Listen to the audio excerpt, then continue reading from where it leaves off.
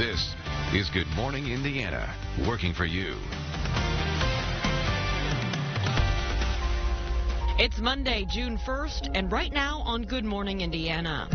We gotta take action. We gotta come together. Right now at 6 o'clock, the curfew in Indianapolis is being lifted after 3 days of violent protests in the city.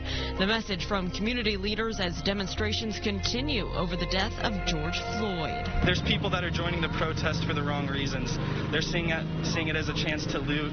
They're seeing it as a chance to just for their own agenda. Restaurants, shops, and monuments vandalized and destroyed as a result of those riots. How people are working together to help them recover.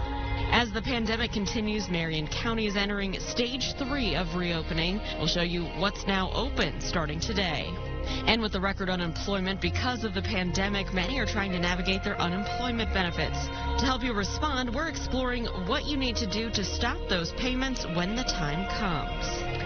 And at 6 o'clock here on this Monday morning, after a busy weekend in the Circle City, we want to thank you for waking up with us and joining us here on Good Morning Indiana. I'm Lauren Casey. We continue to social distance, and my colleagues Todd Clausen and Rafael Sanchez are both working from home again this week. Good morning to you guys.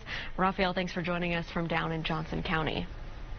Well, Lauren, welcome back. You were missed. Thank you. I hope you had a nice rested vacation. We appreciate Nicole Griffin filling in, but it's always great to have you back. And, of course, a lot going on this morning with the curfew just being lifted. And, of course, Todd Clausen, we did appreciate a break from the heat and humidity this weekend. So if we can have an encore for a couple more hours, we would appreciate it. For you, Rafael, anything. We're just going to deliver that encore for you here, and hopefully just give us a standing ovation after that encore, as well as we're going to have the mostly sunny skies, low humidity here today, and we're getting off to a great start. Take a live look outside right now from downtown to the north. There is not a cloud in the sky this morning, and a beautiful sunrise starting to take place. Official sunrise is at 6:19 here this morning. So our morning hours are going to feature nothing but clear skies. Temperatures this morning very comfortable. We're in the 40s and 50s. If you're heading out early here this morning, you may want a light jacket, but you'll be able to shed that pretty quickly as we will continue to have sunny skies this morning. You'll notice some high clouds coming in throughout the afternoon hours, but overall a terrific day and a great way to start the month of June, as temperatures will be near 70 by the noon hour, with high temperatures today topping off right around 75 degrees. Lauren. All right, Todd, thank you so much. And again, we mentioned that the curfew being lifted, and that means that you can travel in Marion County. It was just essential workers only. They also had some ramps blocked in the overnight hours. NDOT lifted those restrictions around 2 o'clock this morning. So the ramp here at Fletcher Avenue is open this morning if you are trying to head to work. Traffic is moving along up to speed on I-65 here through downtown. No delays to slow you down. Black Lives Matter! Black Lives Matter! There's a reason why people are angry, and they're not just angry here in Indianapolis, they're angry all across America.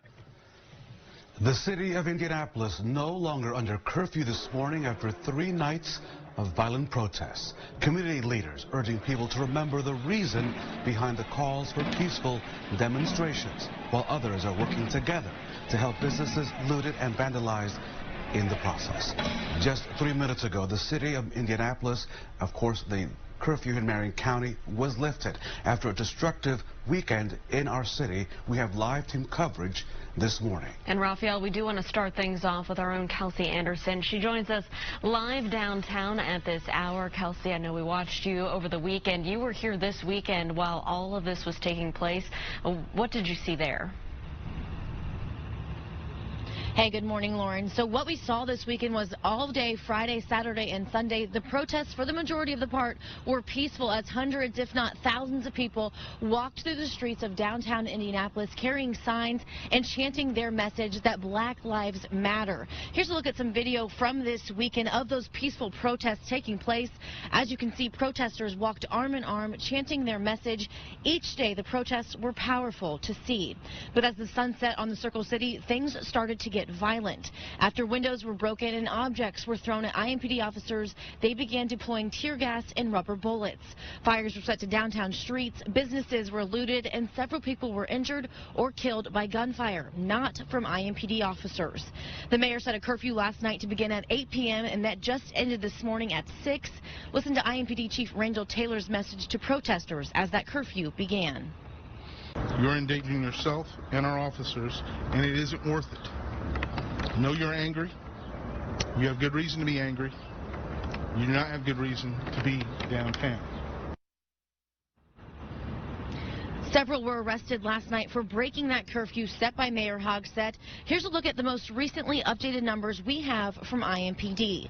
Since 3 p.m. Friday, at least 11 people were shot in all of Indianapolis. 3 people are dead and more than 50 were arrested.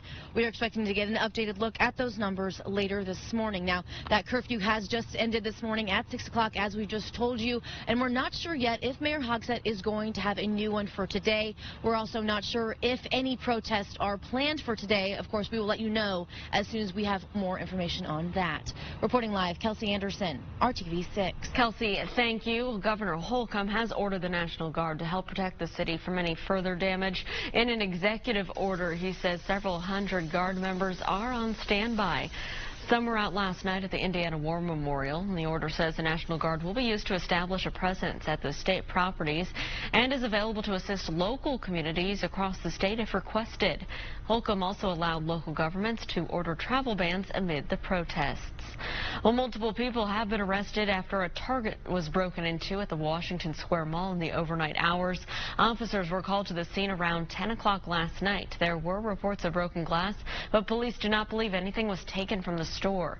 Police say at least 2 people were arrested and no one was hurt. The time now is 6:06 here on Good Morning Indiana. Our team coverage now continues. Rioters left behind a trail of damage in the thousands. Our Alyssa Donovan is live this morning at the corner of Mass Avenue. And Alyssa, businesses there protected their properties. Good morning to you, and fill us in.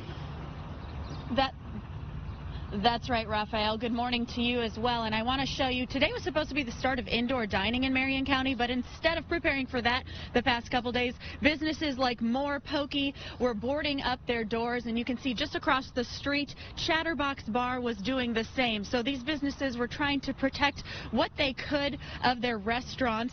And of course, they're going to continue to keep those boards up as far as we know today. And we'll keep an eye on that and let you know if these businesses are planning to open up for indoor dining today or if they're going to stay closed with those boards up. Overall, we know about 30 businesses were damaged on Friday night and more on Saturday night. The positive, volunteers came out over the weekend to help clean up. They were scrubbing spray paint off the War Memorial, sweeping up glass shattered on sidewalks. People we spoke to say our city was already struggling due to COVID-19 and closures. This is just another setback. Unemployment's already at 45%. These businesses now are coming back, probably can't employ people now due to the destruction. It's heartbreaking because I already know they're struggling so much, and for them to have to now repair the store, delay their opening even further, furlough more employees, it's heartbreaking at the least. And we're told the protests that took place yesterday remained peaceful, much of the city obeying that curfew that was put in place by the mayor. Destruction not appearing to continue on Sunday evening. And I do want to show you a lot of these businesses boarded up. Silver in the City boarded up as well, but they took it as an opportunity to also make a statement. You can see they've written names of people who have been killed by police brutality in white on their boards that they've put up. So they are deciding to make a statement, putting that up on the boards. Further down, Basbo Pizza also boarded up, as well as the Eagle. And again, we'll be checking in with those restaurants today to find out if they do plan to open up their indoor dining. Reporting live, Alyssa Donovan, RTV6. Thanks for the update, Alyssa. It is 6:09. More violence, vandalism, and anger continues throughout the United States. Demonstrations in dozens of cities protesting police brutality days after the death of George Floyd in Minneapolis. John Lawrence reports. Tensions brewing across the country. We stand for the ones who's been knocked down, the ones who can't stand up no more because they don't have a voice anymore. From day to night, streets were packed with protesters. Angered by the death of George Floyd, who died last week in the custody of Minneapolis police. We deserve justice, not just for what happened to Mr. Floyd in Minneapolis, but what's happening to black men and women all across this country, and that's been happening. Curfews were enacted in more than 36 cities. About 5,000 National Guard members were activated in 15 states. Go inside now! Get in the house!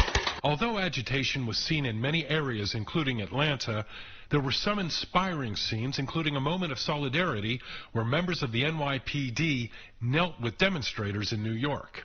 And on Sunday, the Minneapolis police chief met with protesters at the site where Floyd's neck was pinned by an officer's knee. Our community members need to know that the men and women that put this badge on, that they are doing so in service to them, and they should not have to doubt. They should not have to doubt the integrity and if they're going to be treated in a compassionate and professional way. I'm John Lawrence reporting. It's 6:10. Former officer Derek Chauvin is in custody facing third-degree murder and manslaughter charges in connection to Floyd's death. He is scheduled to appear in court on June 8th. On Sunday night, the chief said that in his eyes, the other 3 officers who were present while Floyd was dying are complicit. Those officers have not yet been charged. Now, due to the protests in Indianapolis, Gleaner says it's canceling its Care Mobile Pantry that's scheduled for today. The Community Action Relief Effort program uses the pantries to help feed families over the summer while school is closed. Organizers say they'll make a decision Wednesday if distributions will resume Friday and Saturday. According to Gleaners, 16,000 Indianapolis families rely on the mobile pantries last year. The time now is 6:11. As Alyssa mentioned, today is a big day for businesses here in Marion County. This is stage 3 of reopening for many of the businesses here in the county. So what does that mean?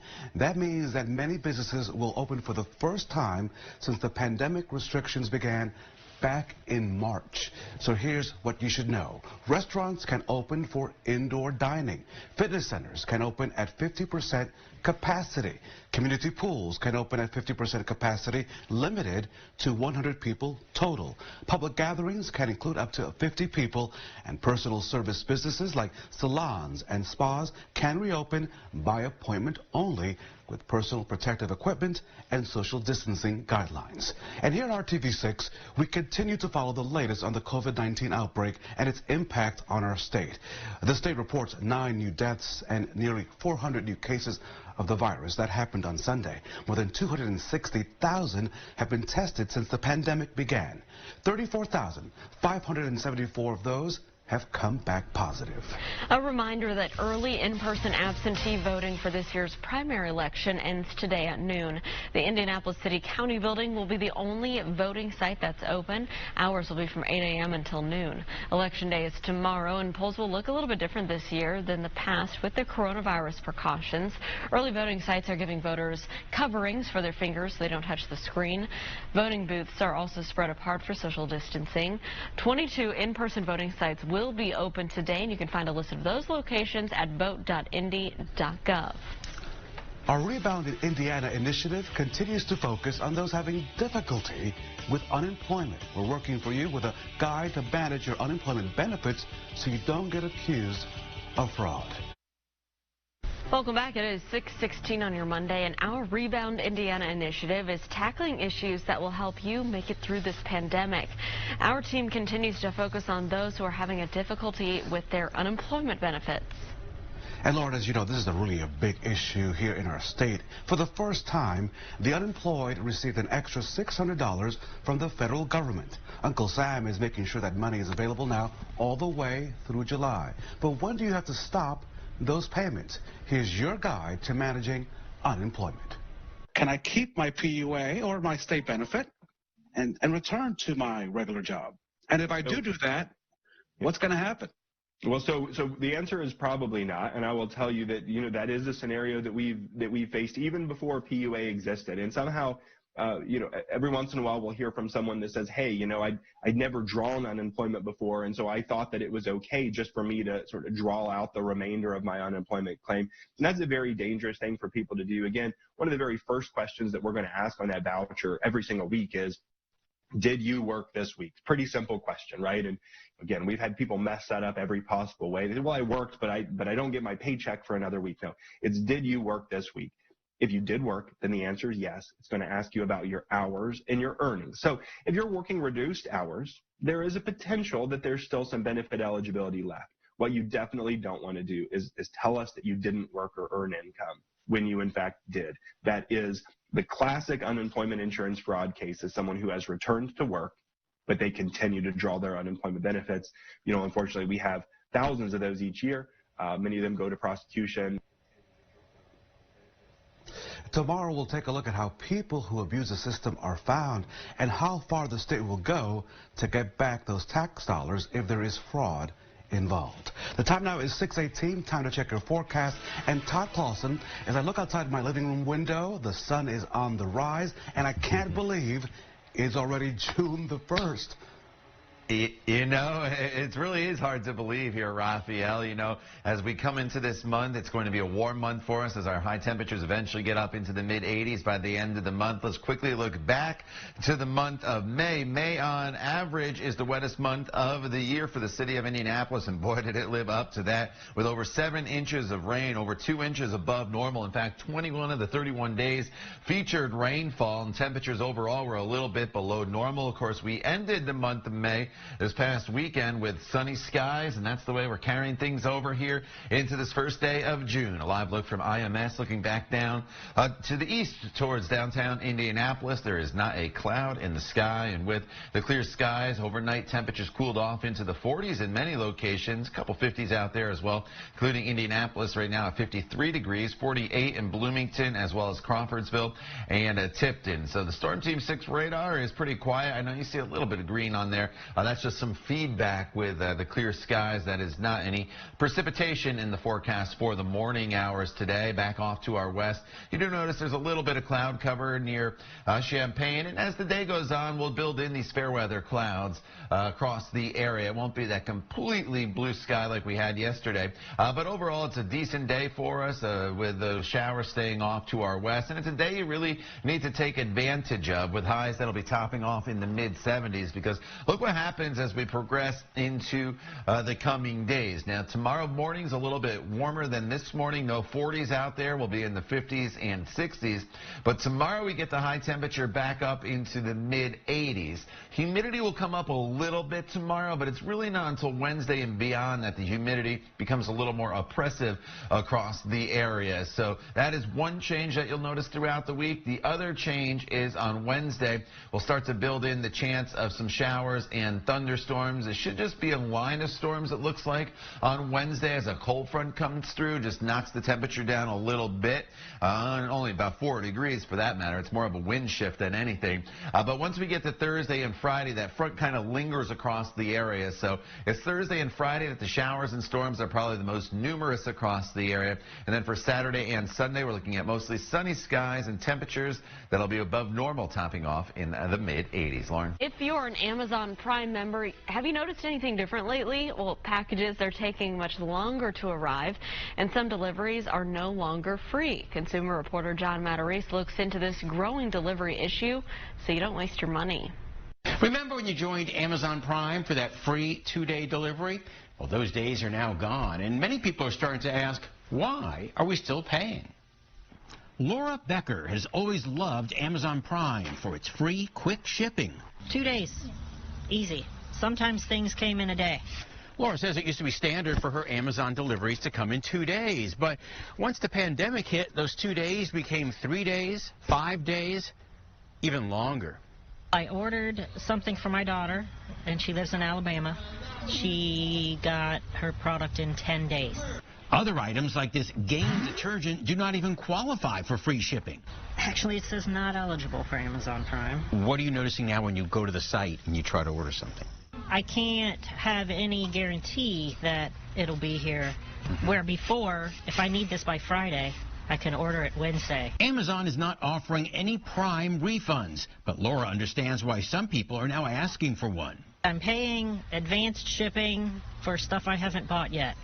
A report in CNBC calling Amazon shipping unpredictable during this crisis quotes the company's CFO, who says they were overwhelmed by demand for essentials. And unlike Christmas, he says, they had no time for preparation. Laura says that makes sense, but still. I'm a patient and understanding person. But at the same time, I'm frugal, and I'm paying for something that I'm not getting.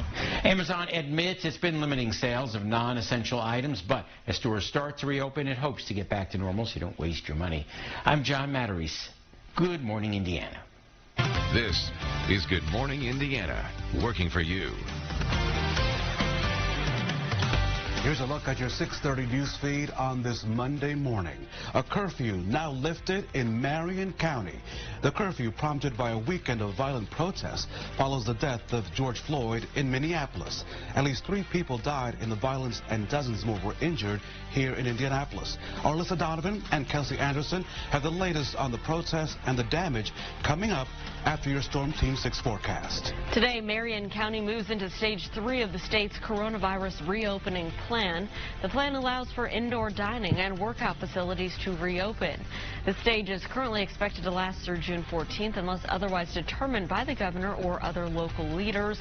We'll break down more specifics coming up in about 10 minutes. The state regulators have agreed to consider a request by Indiana's utility companies to charge for expected revenue losses because of the coronavirus. The Indiana Utility Regulatory Commission ordered an investigation this past week into how the pandemic is affecting utilities and their customers. The commission will consider a request from 10 Indiana utilities to recover lost revenue from customers by raising monthly bills. Tomorrow is a primary election day here in Indiana, but today you have until at least noon to cast your ballot early. Indiana's primary was moved from May 5th to tomorrow due to the coronavirus. More than 500,000 Hoosiers have requested mail-in ballots. Marion County officials say if you haven't mailed in your ballot by now, you should return it to the nearest voting center on Election Day.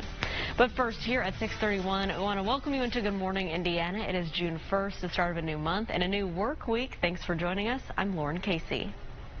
And I'm Rafael Sanchez. And Lauren, we're always supposed to be looking forward, right? Mm-hmm. That's right. But I don't want to give up what we had over the weekend. The weather was simply perfect. Todd Clausen, do it again. You know, we're going to carry it over here into the day today. That is the good news. That's one thing I can deliver on, as we'll have low humidity, lots of sunshine, and very comfortable temperatures. We'll start you off in Bloomington at the bottom of this 6 o'clock hour, and here's a live look across the campus of IU in Monroe County and beyond, and there is not a cloud in the sky. And this is the view across much of central Indiana as we work our way throughout the day today. We will have a very comfortable air mass still in place. 53 in Indy right now, 48 in Bloomington. It's 49 in Crawfordsville, and 44 is the current temperature as you make your way into the Richmond area. So throughout the day today, we will keep the skies sunny for the morning hours, and we'll see some high thin clouds build in later on this afternoon. But that rain that you saw off to our west, that will not get here for the day today. It'll basically fizzle out. So close to 70 already by the noon hour, with high temperatures today anywhere from about 74 to 79 degrees across the area. Get out there and enjoy. Lauren. All right, Todd, thanks so much. Let's take a look at traffic as you're heading out the door this Monday morning. Here's I-70 near the Sam Jones Expressway. Westbound traffic is traveling up to speed on the interstate as well as on the Sam Jones Expressway, but keep in mind the eastbound lanes of I-70 are closed from Ronald Reagan Parkway all the way into the downtown area at the South Split. That's a long-term project from NDOT, expected to take us through June 28th when they will lift those restrictions. The collector ramp to 4625 remains open as a detour. We got to take action. We got to come together. It's okay. Black lives matter. Black lives matter. Only when someone's killed. It should matter every day. Hundreds of people taking to the streets of Indianapolis, demanding to be heard following the death of George Floyd in Minneapolis. Peaceful protests on Friday and Saturday turning violent in our city.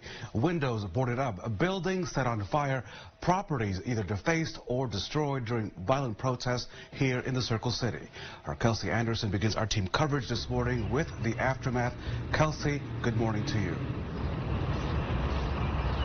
Hey, good morning, Raphael. So you can see behind me, we're on Mass Ave right now. You can see windows are boarded up. We do know that some businesses put these boards up as a precaution, so we don't know if these windows right here were smashed in or if the businesses just put it up as a precaution. But we do want to make sure to let you know that for the majority of the weekend, these protests were very peaceful. Here's a look at some of that peaceful protest taking place. As you can see, protesters walked arm in arm, chanting their message each day. The protests were powerful to see.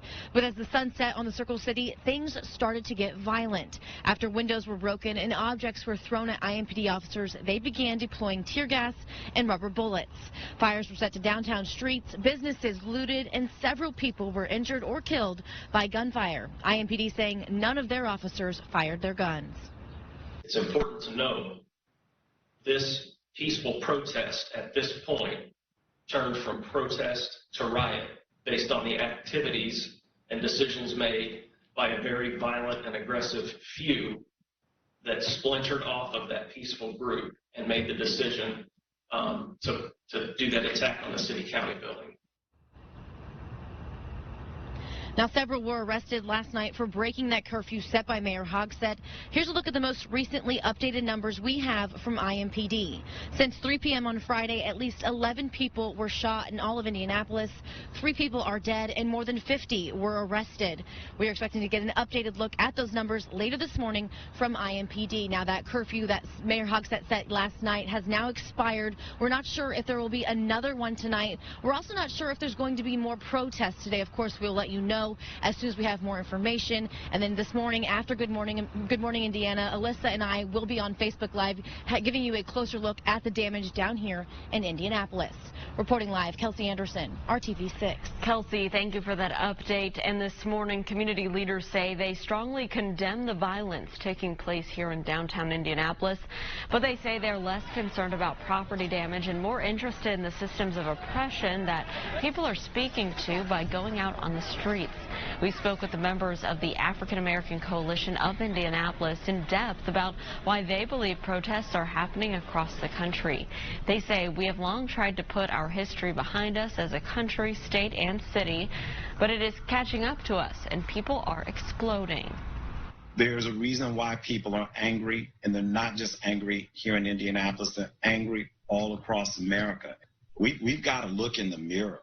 What is being felt now, while yes, it's being felt very, very deeply within the African American community, it's also being felt deeply by people who want to ensure that democracy is able to exist, who have a sense of justice, who have a sense of mercy, and who also are watching the other realities. Well, leaders say poverty, access to good jobs, unstable housing, and access to basic necessities are some of the issues that need to be addressed. The coalition has created what they call a black agenda, addressing some of these issues that they are working on right now. Well, we know dozens of business owners spent the day Sunday cleaning up after a protest turned destructive this weekend in downtown Indianapolis. Our Alyssa Donovan continues our live team coverage this morning on Mass Avenue. And Alyssa is standing in front of a storefront making a powerful statement this morning.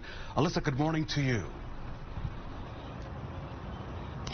Good morning, Raphael. Yeah, we're right in front of Silver in the City, and you can see here they are boarded up, one of the many businesses that are boarded up downtown right now, but they chose to make a statement with it. You can see there are names written all over these boards, and these are the names of people who have been killed by police brutality, and you can see George Floyd in big letters, as well as locally Dre'Jon Reed. So they decided to make a statement with their boards. A lot of businesses, though, just putting up plain boards so that they could protect if there was any violence and damage and destruction last night. The good news is there really wasn't, but we know that about 30 businesses were damaged on Friday night, and then additional ones were damaged on Saturday night.